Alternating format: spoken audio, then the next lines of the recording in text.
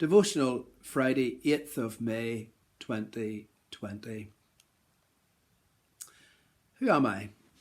When I was 7 years old, my family was forced out of their home on a legal technicality, and I had to work to help support them. At the age of 9, my mother died. At 22, I lost my job as a store clerk. I wanted to go to law school, but my education wasn't good enough. At 23, I went into debt to become a partner in a small store. At 26, my business partner died, leaving me a huge debt that took years to repay. At 28, after courting a girl for 4 years, I asked her to marry me. She said no. At 37, on my third try, I was elected to the US Congress, but 2 years later I failed to be re-elected. At 41, my 4-year-old son died. At 45, I ran for the Senate and lost. At 47, I failed as the vice presidential candidate. Now, I guess at this point, most of us would have written this person off. He's a failure. He's suffered too much. He'll never be a success. But at the age of 51, none other than Abraham Lincoln was elected President of the United States. How do you define success?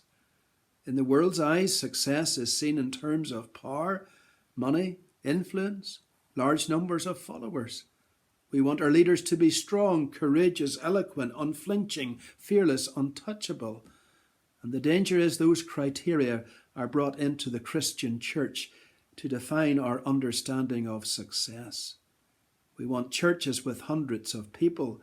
We want our children's work to be flourishing, our Christianity Explored courses to be thriving, our missions to be seen to have many people becoming followers of Jesus, all of which may spring from good motivations. We want our Christian leaders to be intelligent, brilliant speakers, funny yet serious, tough yet gentle, hard-working yet relaxed, giving up their time completely but having perfect families, always cheerful, never ill or depressed, always on a level and never seeming to struggle. That's success, isn't it? But consider a statement like this and then ask yourself whether you'd want this man to be your next minister. And I quote, "I am the subject of depressions of spirit so fearful that I'd hope none of you ever gets to such extremes of wretchedness as I go to." End of quote. Surely we wouldn't want this chap in charge of our church, would we? He's clearly a bit unstable. He's weak. He needs help. But if you were to reject him, you'd be rejecting one of the greatest preachers England has ever seen, C.H. Spurgeon. Because in the Bible's understanding, true success, true strength is seen in weakness. It's only as we are weak that we are truly strong. Because in our weakness, we're depending not on ourselves, but on the strength of the Lord.